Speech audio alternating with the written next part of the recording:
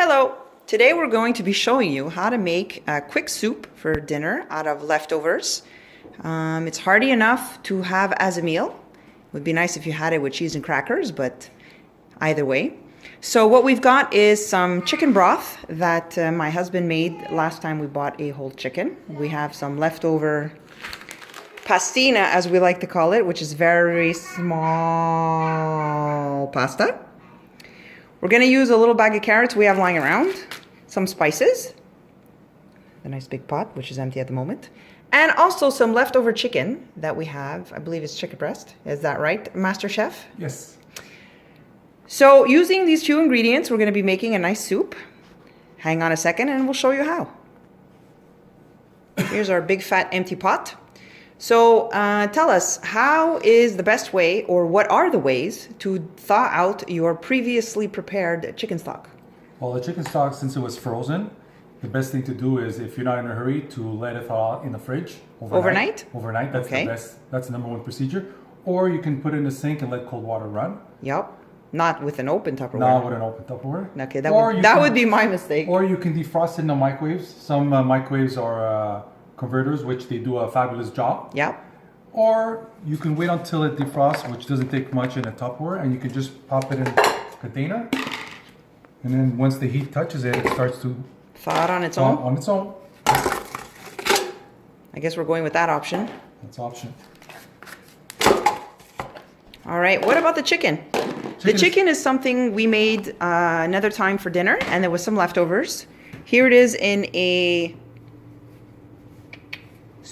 I was going to say sous vide, but A vacuum pack. It's a vacuum pack bag, thank you. And it's thawing out right now in water. Is that cold water or hot water? Cold water, always cold. In cold water.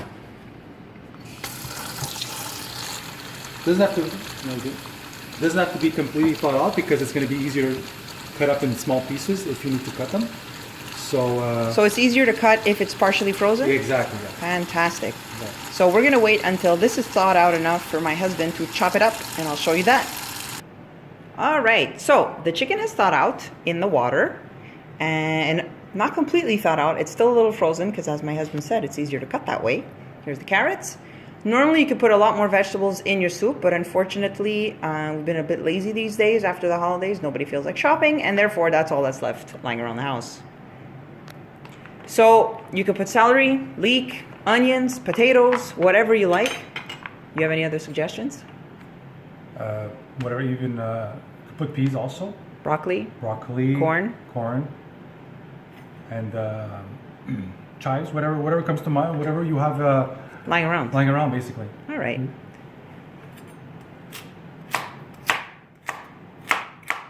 Obviously, it's up to you what size you want to cut these things. I would never attempt or dream to do that because my fingers would come right off. Some of us are better at this than others. Usually I would use the other carrots, but these ones is what we had, so we're using what's in the fridge. That's the beauty of a soup.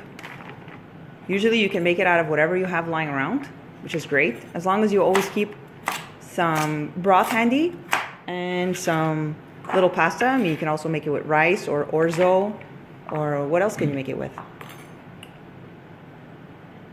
Rice, orzo, pasta. Right, that's pretty much it. I mean, that's pretty much it. Obviously, you could put just vegetables, but we have kids. Yeah, well, we have kids. They like to see the pasta. It's always nice to have a bit of pasta there. You know, kids don't usually say no to pasta, so that helps. Especially when we have a fussy kid who doesn't like vegetables. So I try to cut them big so I can fish them out. And so I try to make something very basic because I know that he's going to eat it. So now my carrots are done. I would put onions, but that's another thing that my son doesn't like to eat. So I'm not using it, but that would be preferable. One of the main ingredients in a nice soup is to have some onions, or like my wife said, leeks, or could be also chives, no problem. Anything onion adds a very tasteful lot of flavor to the meal, yeah. Here's some yummy, yummy leftover chicken. It was delicious the first time around. I'm expecting it to be delicious the second time around too. Now, when you chop up the chicken, are you going to throw it in the same bowl with the carrots? For this particular reason, it doesn't matter. There's no cross-contamination because all of this is going in the same thing and cooking the same way. So it's all going to boil in the soup? Exactly. If I were to cut vegetables... Oh, we have a little interruption. Hold on. That's what happens when you try to make a video with the kids around. So here's the chicken. Choppity chop chop. Any size will do? Yeah, any size will do. And like I was saying, if the chicken and the vegetables weren't going in the same place, it would be cross-contamination, which you can get sick. And that's the last thing we want. But because it's pre-cooked and it's also going in a soup, it doesn't really matter because nothing is going to be, it's not going to be eaten raw. So, but if not, you would have to change a cutting board to... if it was raw chicken. If it was raw chicken and you were just cutting raw chicken and then vegetables and you're going to eat them. So choppity chop chop, we'll be right back. All right, so that was on there long enough to completely melt. And here comes the... It was simmering also. Simmering. All this goes in the pot.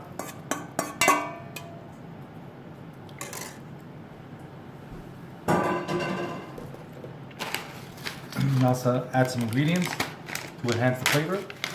Bay leaves. So just a couple of bay leaves, not too much. You don't want to overpower it.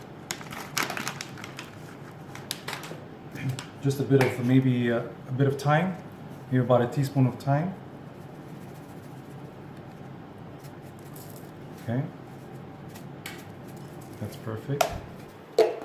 Same thing with salt, but so I like to gradually season whatever I'm making and then finish it off at the end.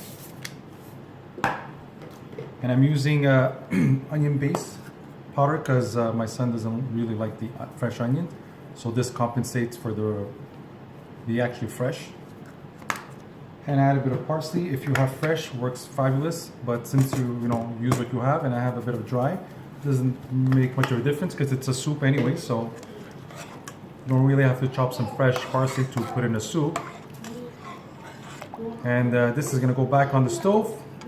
How long? It's simmer, boil, and then also I'm gonna add in my pasta for about 8 to 10 minutes. And that should be it. And we'll show you the finished product when it's done. Here it is boiling. The pasta just went in.